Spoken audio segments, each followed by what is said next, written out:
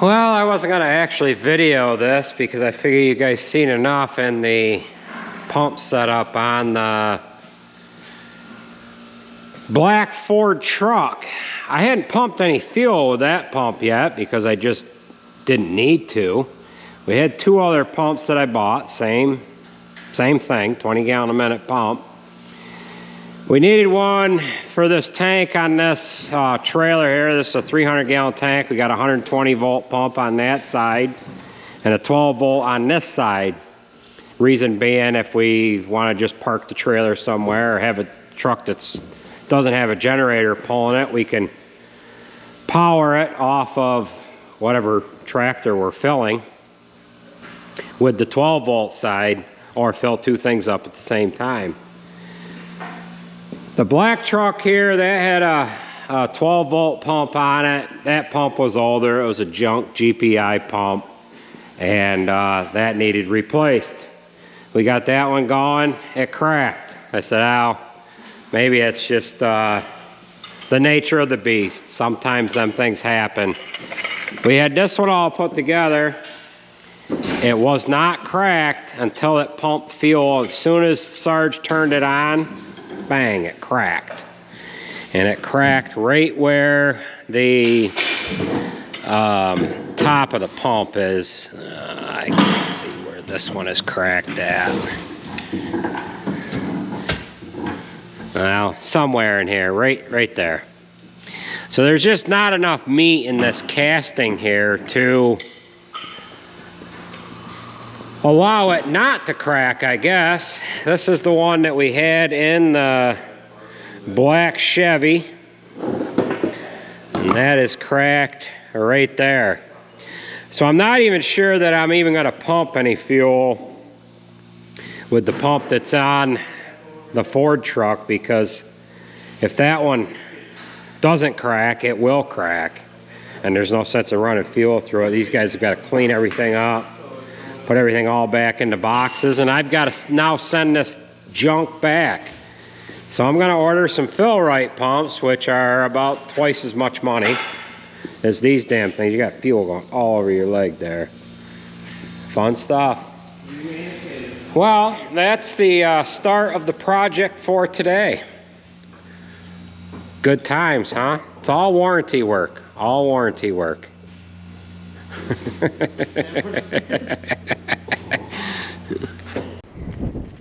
Well, we ended up screwing around with them fuel pumps, and both of them have to be sent back. I have to wait till Charlotte gets home from school to see how that pump is on the old F350. I imagine I'm just going to send that one back too, because if it's not cracked right now, it's probably going to be cracked. So what we're working on now is this right way roller. If you recall back, oh, what was that? We were putting seedings in, right? Andrew, he was the first one to use this. Then the second or the third day, Nate was using it. He says, "Hey, I've got a bearing with the outer cage of the bearing on this left side of the roller here was cracked." So I said, "Well, I wonder what happened there. Maybe you hit a rock or something." He said, "I don't think I hit anything." I said, "Well, it is what it is." We rolled the drum around, and it appeared that the shaft was bent on this outside. That's what I came up with when I measured the drum. I stuck a tape measure on. We could demonstrate that here in a second. So I ordered a new bearing. That was, of course, covered on warranty. And I said, I also need that shaft too. So they sent a new shaft, and it's off about 3/8 of an inch. So we put the new shaft in there, put the new bearing on it, and damned if it wasn't still rolling out of round. At first I thought it was a 1/2 inch. I rolled all of the other rollers on each side, and I couldn't get anything more than a 1/16 of an inch out of that. And I determined that this star, or cross rather, that has this shaft bearing assembly in it was not welded in correctly. So I brought it to the salesman's attention. He came out with one of his service guys. They went over it up and down, back and forth. They said, yeah, it's not rolling. It's rolling out of round. So what we're gonna do here now is we're gonna take the, we're gonna undo the bearings, drop that roller on the ground. I'm thinking and I'm hoping that we could just lift this hitch up with the telehandler and get this main front part of the hitch over the top of this front roll, set it down there, leave it, come back down with the forks on the telehandler, take the roller and take it up to the shop, and then we'll explain more about what we're going to do to it once we get it up in the shop. In the meantime, I'll have Sarah hold the tape measure here, and we'll try to demonstrate what that's doing, show you that we're not just, you know, making up stories here. So why don't you take the camera? Okay. I don't know if I can roll this drum. I think I'm going to get the drum rolling, and then I'll put the tape measure down. Ah!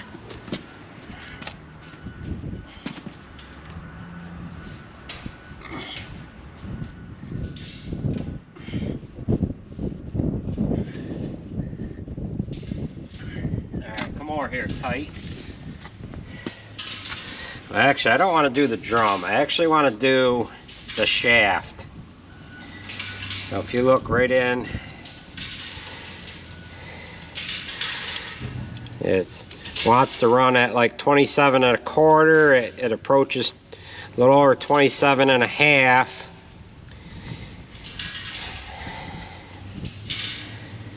And what it's doing is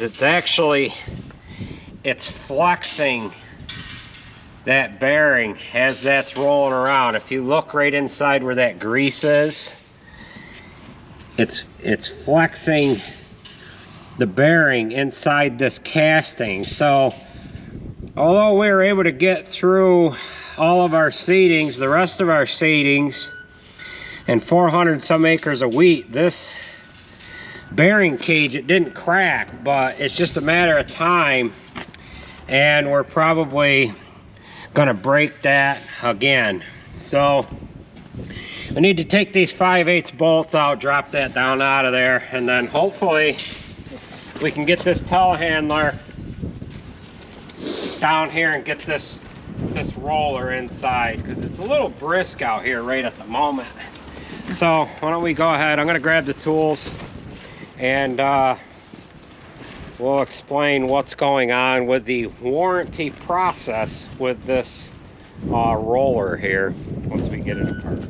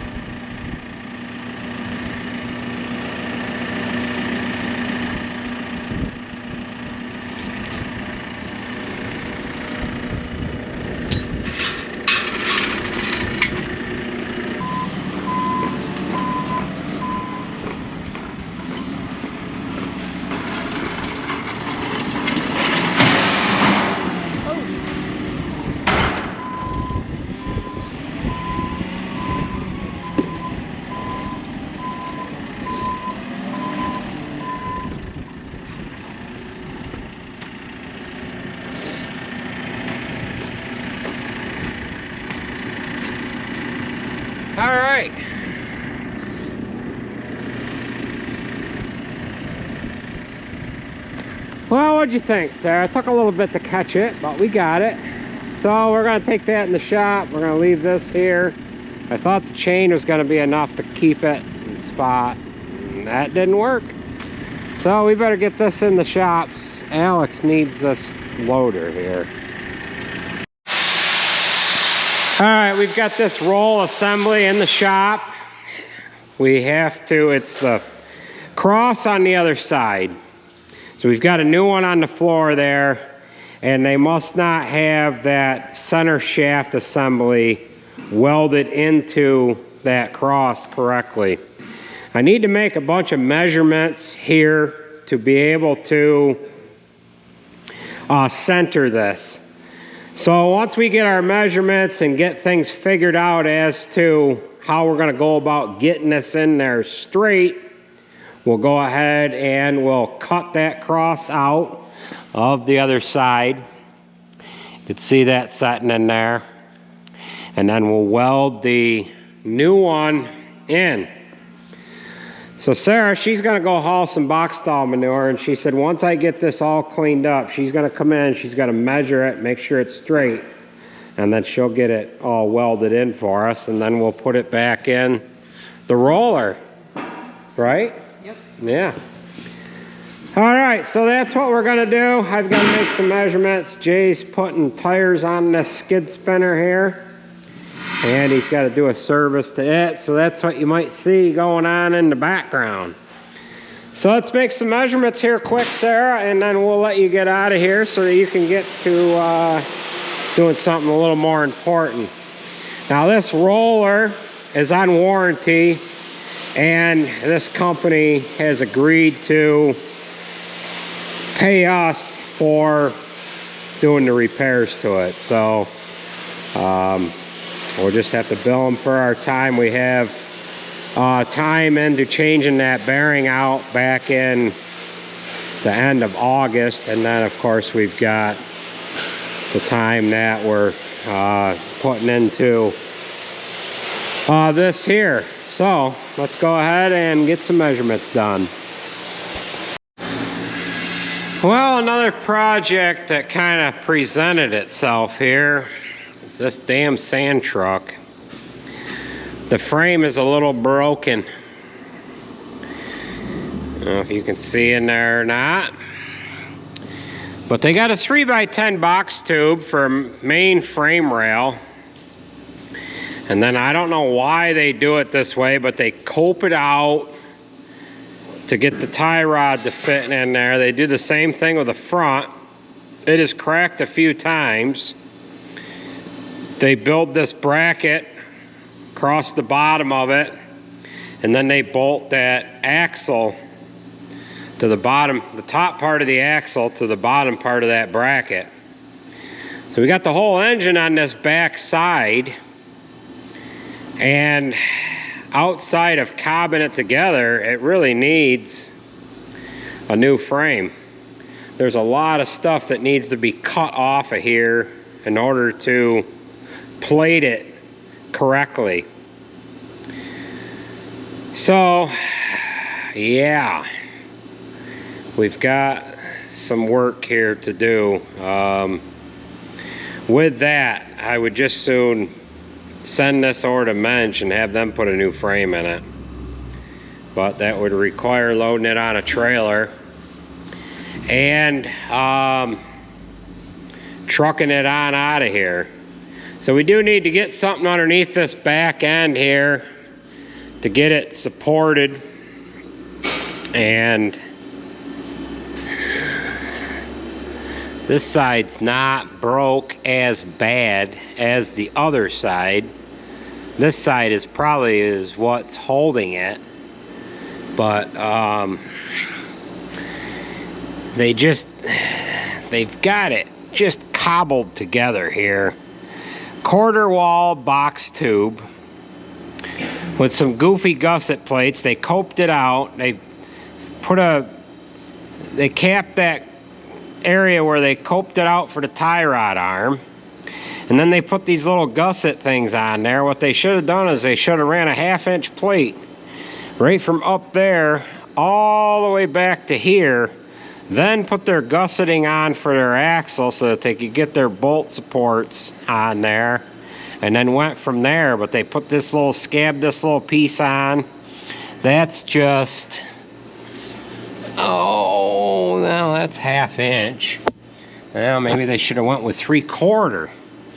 And then the other problem is they've got a box tube for a cross member. There's one here and there's one there.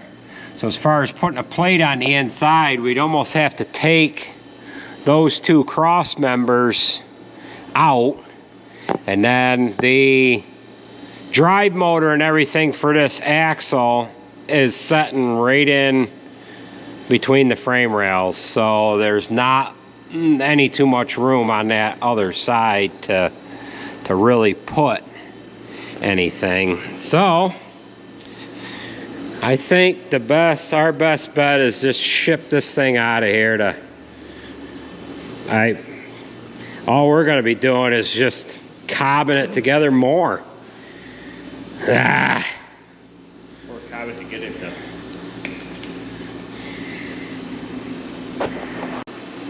Okay, so I have the shafts removed from both sides. This is the side that we had to replace the shaft and the bearing on over the summer. Now, I wasn't really sure how I was going to get that square, because I didn't know if this, I still don't know.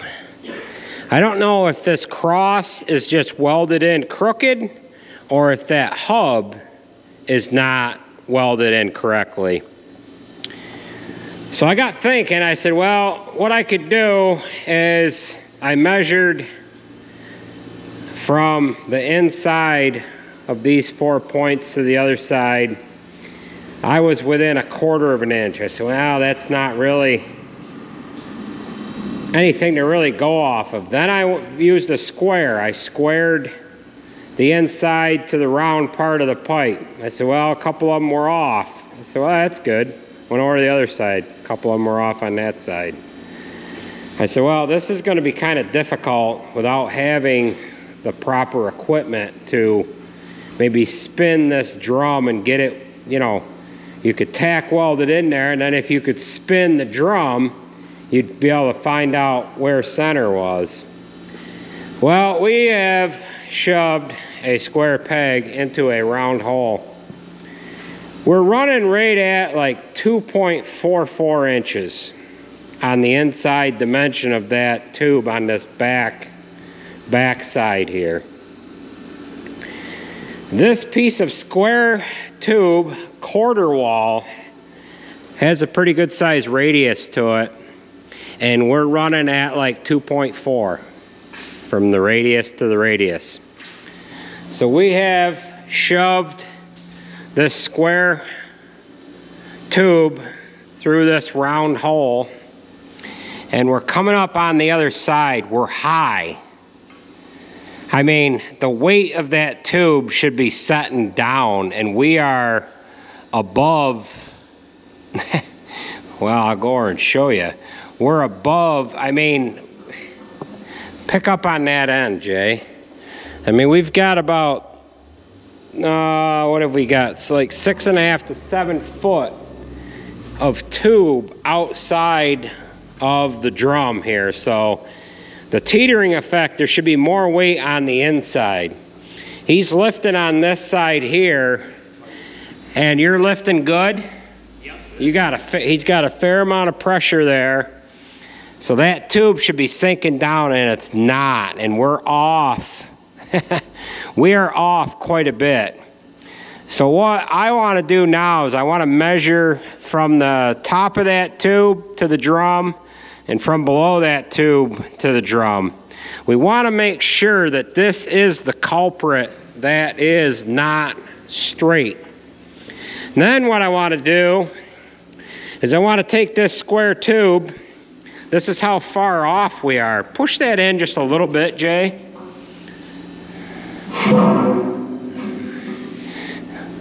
This is how far off that is right there. I mean, I could get that to go in there, but I'm gonna have to push down. No, I can't get that to go in, Jay. I can't get that to go in. So I've just got to make some measurements, Jay, from top to bottom. I'll throw this camera on the floor in a minute. But we want to get some measurements top to bottom, like I was saying. Make sure we are on the right end. Because this end could be off and it could have been throwing the other end off. So we'll get some measurements and we'll take that tube out, run it in the other way here, and see how that responds on the other end, and then that's where we'll join up with you guys here. Yeah, in a minute. Gives me a minute here. All right, so we have switched our tube from this one end here. We pulled out and then put it back through this other side. So this side here is dead nuts on. It is perfect. The tube, try to pull that back a little bit, Jay. We were able to just barely get it started into the hole down there. We're gonna try to get it out.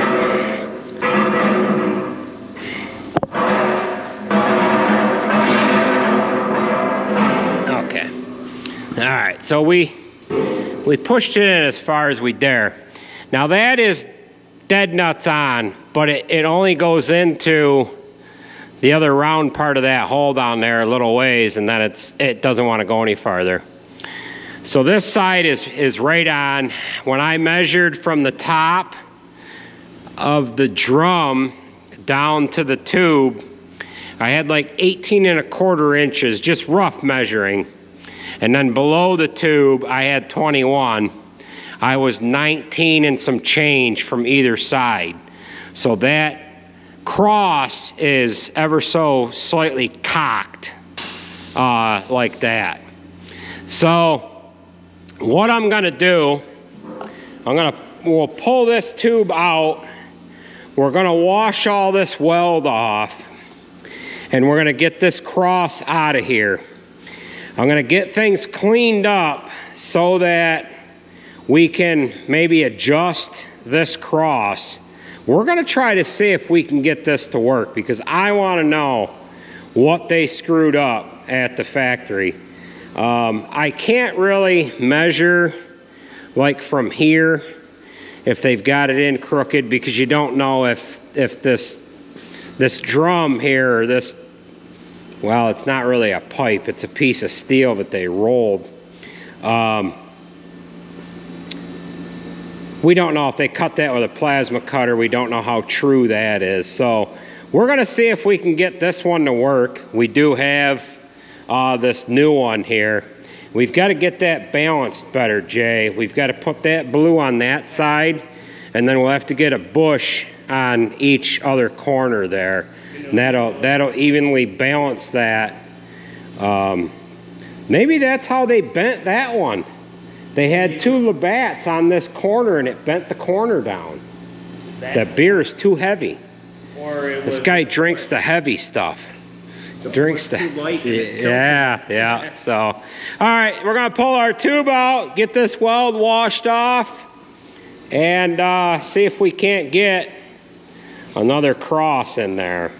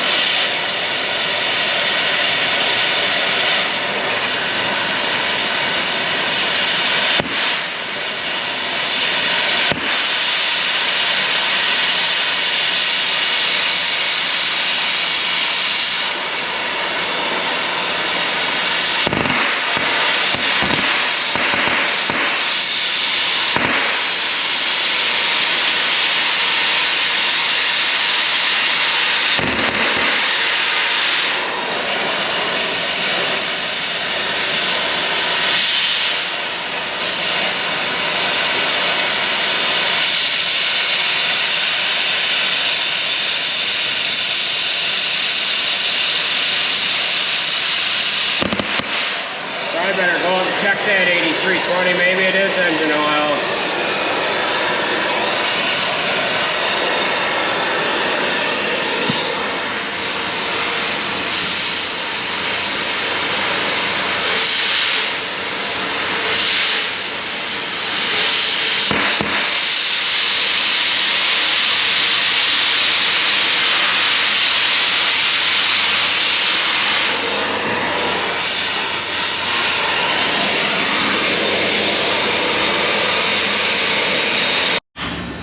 Well, the manure hauling boys are back here. I think all this weld washed off. And Nathan wants to take out a little aggression with the old sledgehammer. So we're gonna let him get a couple hits on there, boy. Get up in there.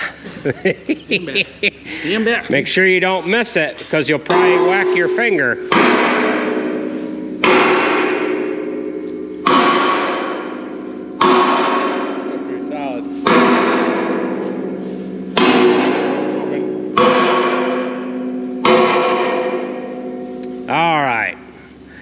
I was thinking about saving it, but I think what I might have to do is cut.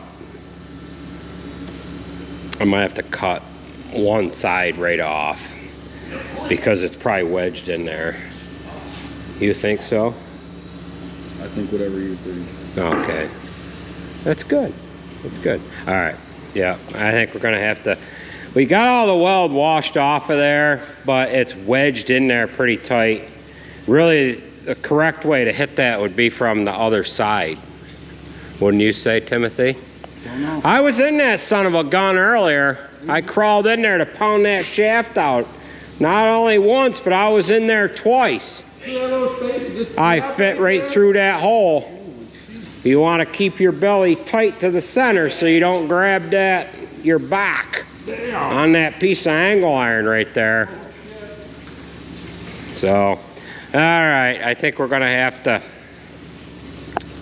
yeah, cut it there and there. I was gonna try to save it, but we've got a new one, so.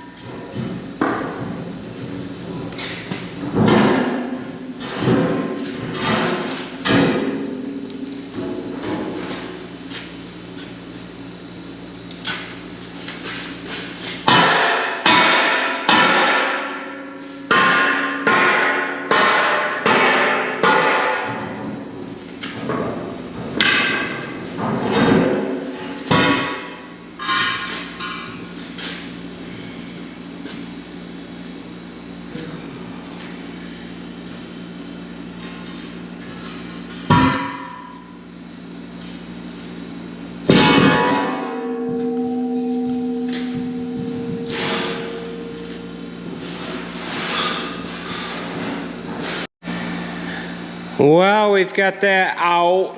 Now we just need to clean a little bit of the weld off. That one tip there did a pretty good job, but there's just a little bit of weld still left that we'll have to burn off with the grinder. And then we can go ahead and set that one there in there. So we will go ahead and get this cleaned up, and then we can weld that new one into place. Well, we are into the following day here now. I ended up looking at that fuel pump that is in the F350 after Charlotte got home from practice last night. And that pump is cracked as well. We'll drop a picture in here of it. And yeah, so that's all three pumps that I have to return. I've got actually 4 Fill-Rite pumps ordered. We needed one for a pump that Jared wants to have in the back of the a tank in the back of his little truck. But at any rate, we've got everything cleaned up on the inside of this roller. We've got the cross setting in there. We've got our center tube kind of, it's not the tube, but it's going to be in it. It's just kind of helping us center it. We've got that in there. I'm going to pull it back apart, run around them tubes with a flap wheel so that we've got something nice to weld to. Another item that showed up here yesterday, if you recall last week when we were working on the 900, I was telling you about them shim plates that had the little nub that was sheared off on the shim that was on the right hand side of that truck. So that sets in the hole that goes in the front of the I-beam. So that's going to set in there like that. Truck is facing forward towards the toolbox. And then the center bolt of the spring pack would set right inside there. And then there is another shim on the top kind of doing the same thing. I guess that's upside down because it sets inside that bump stop. So we took the top one, put it on the bottom of that one side, and then what I'll do is I'll put new ones on the bottom of each side. Now I had some guys saying that, you know, the aluminum ones suck, you got to get steel ones, and so on and so forth. Well, if you keep your U-bolts tight, that nub right there is really only to kind of help you center it and to get it kind of in place. These here were like a third of the cost of the ones from Kenworth, and they're actually a Paycar part, K2214737. These were like, I want to say they were $35 a piece. So we'll have to get them in there at some point. Another update we want to give you on the sand truck here. I have not heard anything back from Mensch.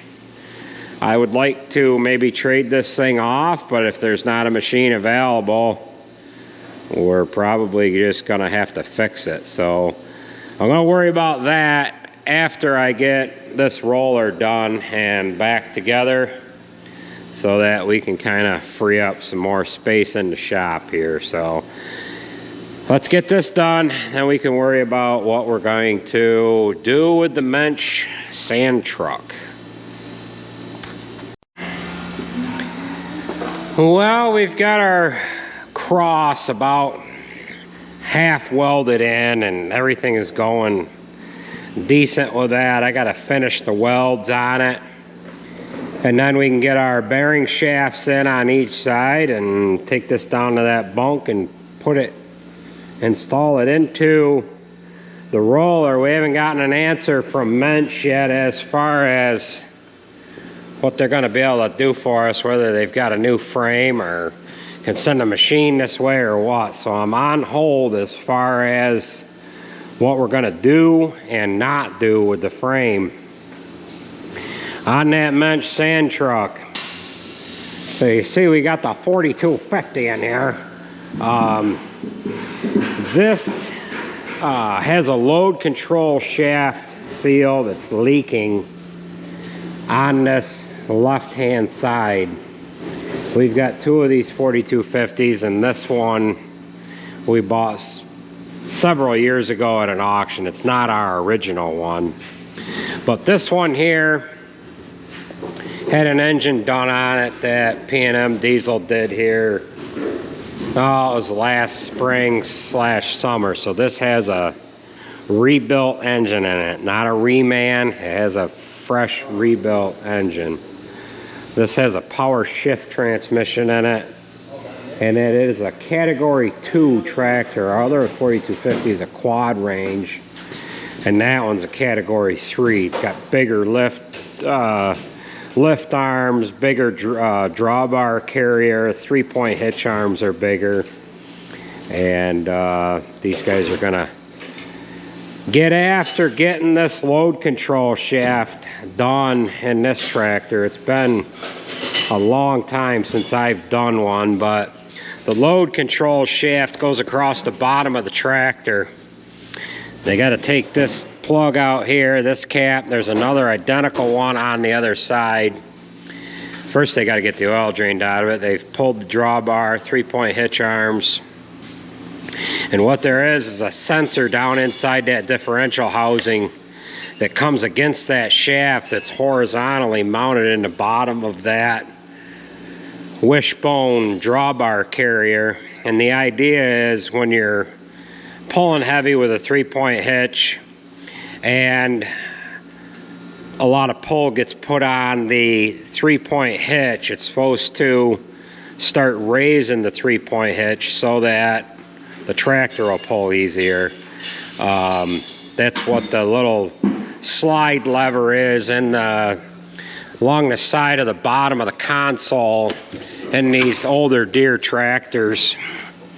This one is right on the right hand side. You can either set that sensitivity to a minimum or a maximum. It's that triangular shaped dial right there. On the older ones, the open station, the 4020s and whatever, they've got one down on the front of the console that can set your depth, sensitivity, and then on the 8000s, they're in the little armrest control unit. So he's just going to get this plug pulled out. We'll show you what this looks like. It's not really leaking that bad, but it is leaking. And sometimes when you take these apart, they are extremely, the shaft is extremely wore. And it's amazing that they're actually not leaking more than they are. They've got a new shaft on the bench here. We can kind of show you what this illustration looks like here. This is the drawbar carrier here. 3-point hitch arms pin into there. Drawbar pins right here, and then the shaft runs crossways of this carrier here.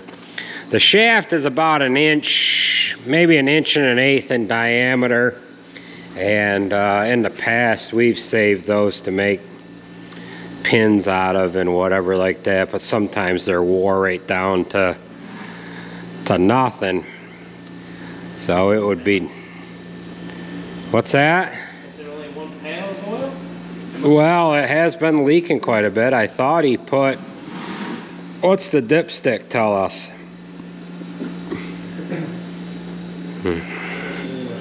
It's right here. Dries. How'd that oil look? A little creamy. A little creamy. Yeah, it's just got a little moisture in it then. It's not gray from brake material or anything, is it? We don't want to get into doing a set of brakes on this old girl, do we?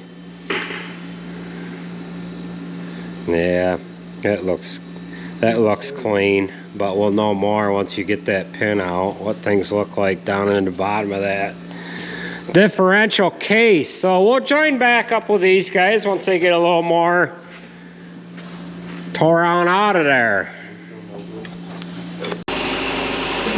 So they have this shaft out of the tractor. I'll roll in underneath there in a minute. I'll see if we can see inside there to show you what that dog looks like that comes against this shaft. So this is the actual shaft itself. And this is right where that little dog comes against it to kind of tell whether or not that draft cylinder should start lifting or lowering the 3-point hitch. So we've got a little bit of wear here in the shaft itself where it comes into the seals, but it's just got a tiny groove in it. And then of course we've got some wear here on this right hand side as well. So we're gonna go ahead and we'll put new shaft, new seals, and Yes, I see it now. That's actually the center pushed out this way. That Can you little, reach in there any to see which way that spring goes? I don't know how you can reach in there, bud. You're gonna need something pretty long to. all right, so we can almost see in there. There is a little object that's inside Lady slipper work. the housing there, and that's what comes against the shaft itself. When you put that shaft in, Jay, it'll cock this way enough. You should be able to get in there. All right? That's why that tapered end is going to go in first. So there's on this side here, this side's got to be unbolted. Have you got that side unbolted? Oh, this is already rebuilt. Yeah, but you got one over here too. Yeah, we did one so side you'll time. put them on after the fact. Okay. And it'll give you some room to get that shaft in there. So shaft should go in. Yeah, you well. can put the shaft in first, Okay. and then you could put the seal caps on afterwards. So where is that seal cap? You got that seal cap right there, right on the floor. Yeah, right here. So this is the cap itself. Your other piece. Pull that other piece out here. This guy here? Yeah, so you got new seals in there. Seal here and seal inside. And then there's the seal that rides against it is the green one that's inside there. You can kind of see that. So without this on there, it's going to give you a lot of room to get that shaft to come on the right side of that sensor. And then put that on with some grease or something to get over that shaft. Okay. They'll get this back together. So I stand corrected. The caps do have to go on first because that shaft is going to go through that carrier itself. So they're pulling the cap off the right side. They got the left side. They've got the seals in that. And then they'll get the caps bolted on. Pull the Need something real thin. wishbone piece back up in there, and then they'll try to fiddle that shaft through. The shaft is tapered, so it'll make itself by that dog or sensor or what have you that's in there.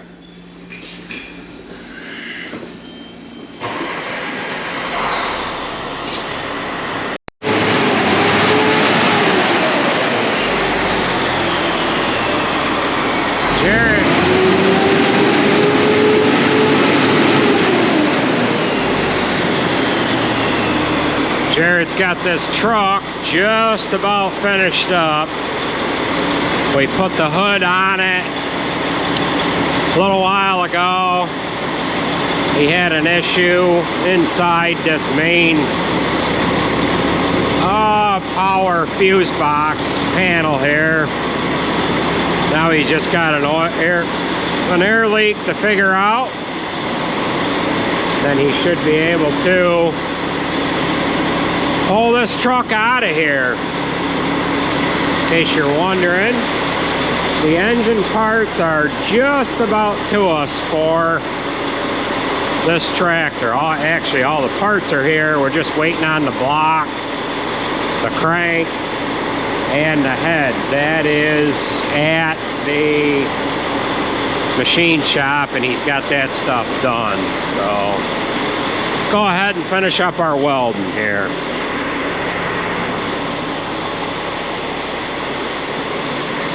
It's always one side that's the problem, Jay. Always one side.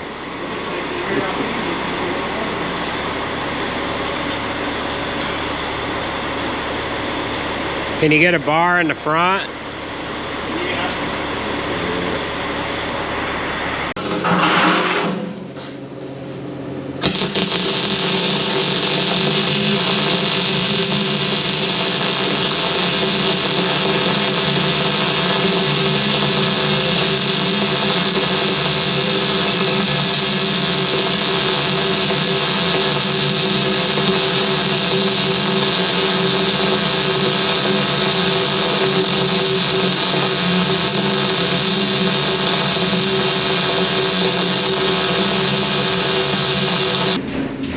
Well, we've got the inside all welded up now.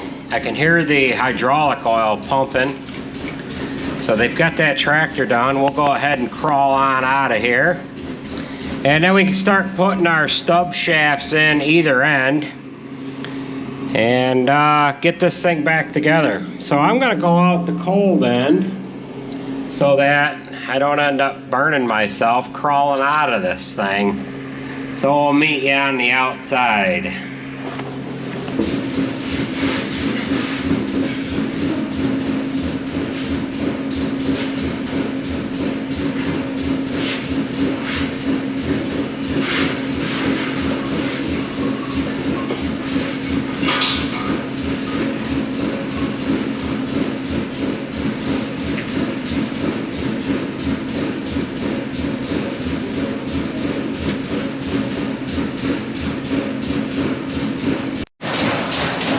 Well, we've got the inside of our tubes all welded. The welding is done. We can go ahead and start slamming them stub shafts back together. They've got oil going back into this, which means they are done. So they'll get the oil level up there, and then they can put the 3-point hitch arms or 2-point hitch arms back on. Slide the drawbar in there and put this back on the cattle trailer.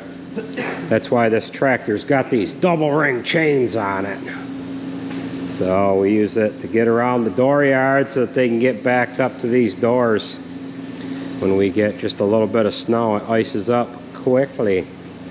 Another thing I see, we're lacking a little wind in this front right tire. Yeah, I see that already. So they're gonna get that addressed too. I don't know, it's probably got a pallet nail in it. These guys, yep, it's tubeless. These guys carry pallets around the driveway and they can't carry them up high enough, and they bounce on the driveway, rips the boards off the bottom, and then they don't think to go and grab that broken board. So, machine A broken, right? Machine A broken. Mucho no good? Mucho no good. So, well, we'll get these stub shafts in this, get this out of here. Well, Jared's pulling it on out of the shop here. We'll jump in and go for a little ride.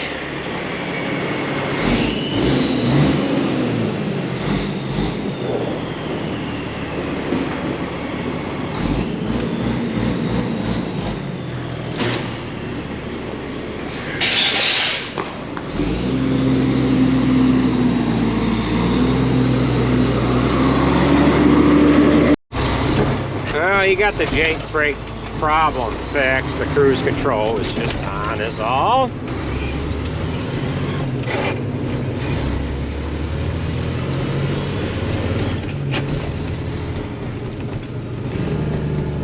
Jake brake works. Shift's a little hard though, huh?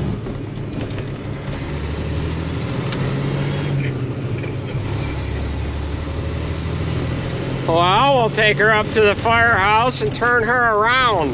This front left tire needs a little wind yet.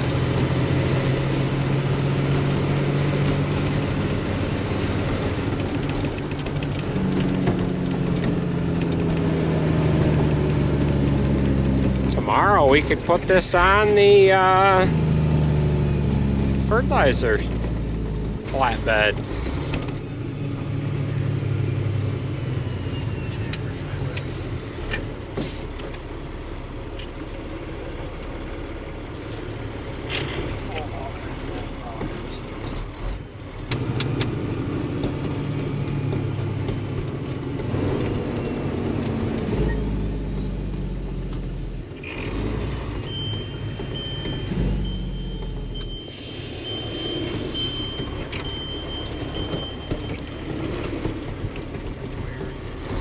Well, we'll get this backed inside. He's got to put some air in the tire.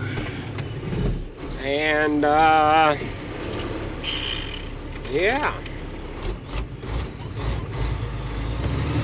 We'll get our roller put back together, I guess.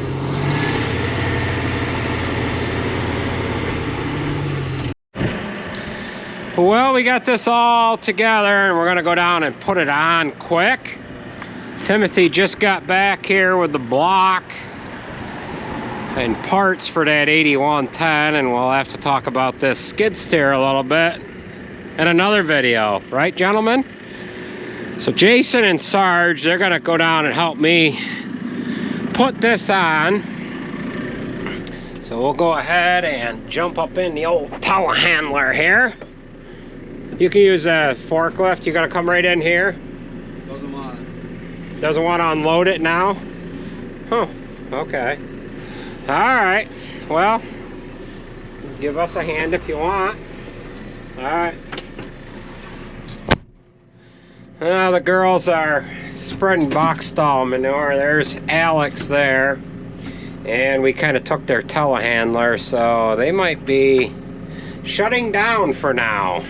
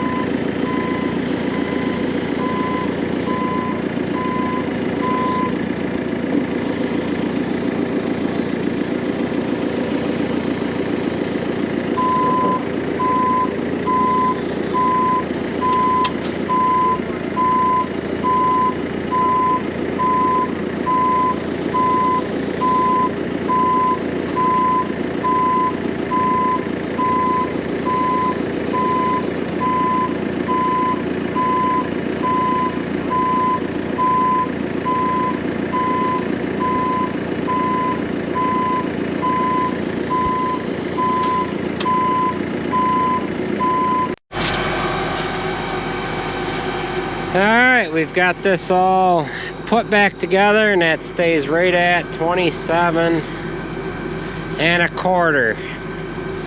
You can see that, so that is nice and straight now. So that is gonna do it for this video. We got this all together. Now we can get on to the next project here. Well, this camera was screaming at me when we were running the tape measure there. And we had to abandon ship because I thought sure the battery was going to quit on me and I was going to lose that little short file. But Tim picked up the head to the 8110 and the block, of course, and Jared's going to start working on that here. As soon as he gets some of the little gremlins fixed up on this Sterling here, he's got a couple of air leaks and whatever else like that, and I need to get an answer from Mensch. Hopefully I can get that answer by tomorrow. I've got to figure out what's going on here. If they haven't got anything for us, we're going to have to fix this guy here. I do have a couple of corn planters I want to start working on, and that stuff needs to come in the shop here next. So with that being said, that is going to do it for this video. I want to thank you for watching, and we will catch you at the next one.